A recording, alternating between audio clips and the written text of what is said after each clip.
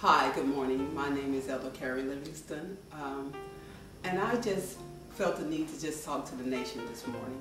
I watched the election, I watched different events over the past months, years, and kind of been silent and just absorbed where the nation has been going as far as this presidential race.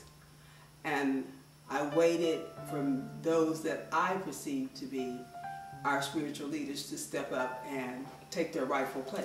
I believe everything in this society that has a solid foundation should be and has been built on prayer.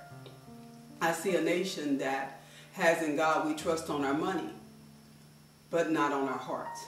We veered away from God, but yet we want the benefits of God. Well, you say, well, what does that have to do with the election? For me, it has everything to do with the election, because I see leaders that I've always had a lot of faith and confidence in use their positions to persuade the people to vote how they want them to vote, or even control them in many instances, saying that if you don't vote for a certain party, you're not a Christian. I heard one of our spiritual leaders, I think it was Pat Robertson, on the 700 Club saying that Republicans vote, basically they pray about who they vote for, and Democrats just vote. How can you make such a biased statement representing God? I see the criticism of President Obama. I've seen the disrespect like I've never seen before for a president. I was so proud to be an American, not just a black American, an American, on the day that he was installed into office, because I saw people from every nation come together excited about change, which let me know that we won't change. We want to be able to cohabitate together. But then months later, in some cases just a few days later, I saw the stench of racism try to rise to the forefront when it became more important to get him out of office than support him in his office. And it began to dishearten me, because we've always supported our presidents, good, bad, or indifferent. I began to ask God, is he the worst president we ever had? What makes him so terrible? I've lived through the Nixon era. I've lived through the Reagan era, Oliver North, the guns, the drugs. Yet these men died and yet got a hero's welcome.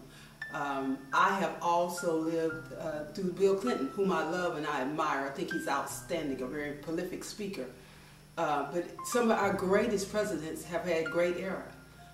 Martin Luther King marched with Kennedy. And as great as Kennedy was, or perceived to be, after his death we began to hear things about Marilyn Monroe, things that happened with him and Jackie Onassis. But yet he's still respected as a president. I never seen in any entity where a president was speaking and someone in his cabinet or Congress called him a lie and was not escorted out. Even with all the mass confusion that came out of the election with President Bush and Al Gore, when it was perceived to be dishonesty in Florida. Yet, at the end of that, we accepted that President Bush was the president. They did not go and interview Al Gore every other day to undermine President Bush's decision. He was the president, so we supported that. Our Bible tells us to pray for our leaders. But yet, since President Obama has been in office, it has become more of an issue of black and white.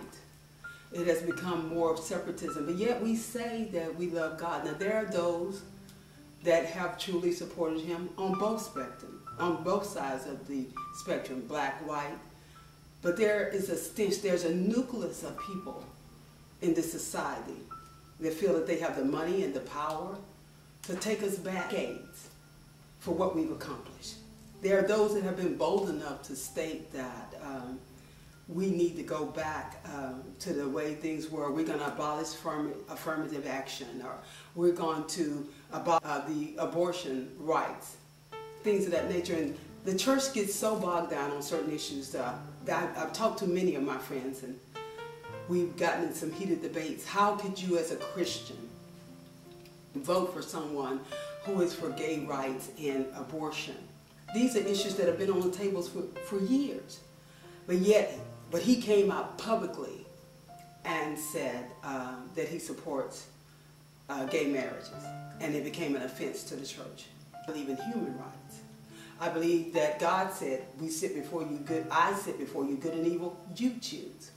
And it's so easy for us to say what we want to. I can't think of not one person in America that does not have someone that they know or in their family that is gay.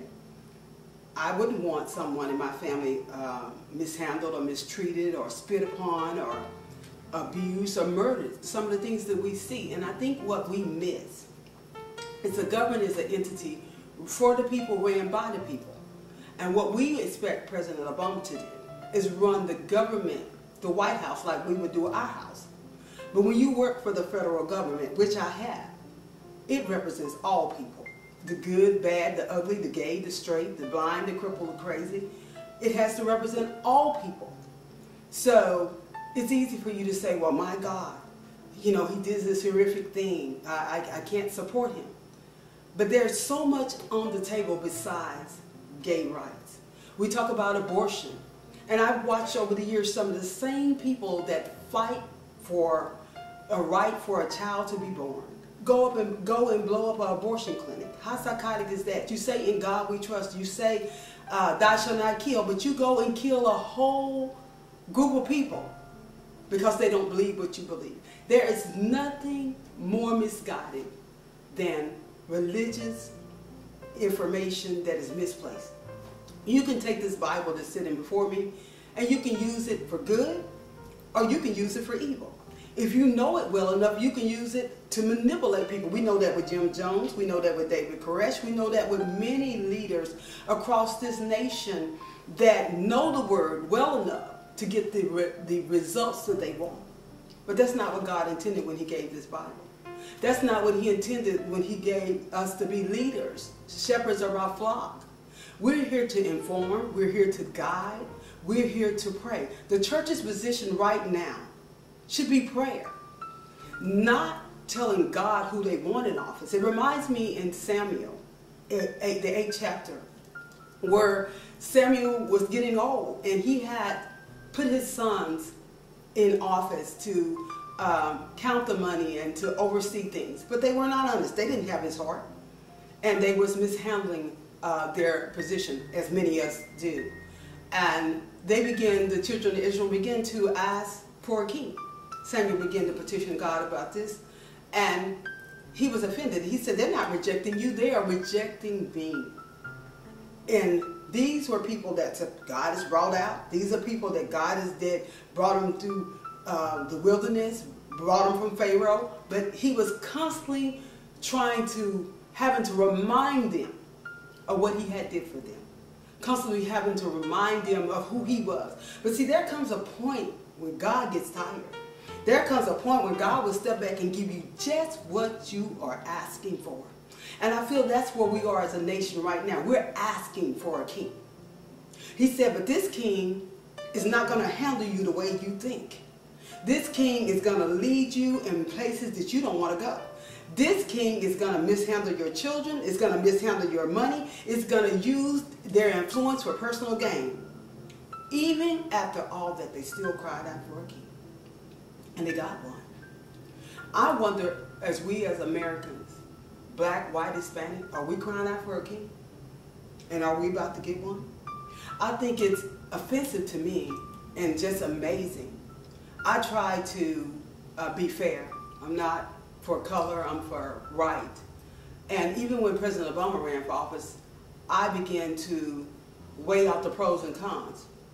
I didn't want to make a naive decision based on the color of man, which I find somewhat disheartening these days, that they reduce, there are those, I won't just say they, there are those that will reduce the African American community as just voting for him because he's black.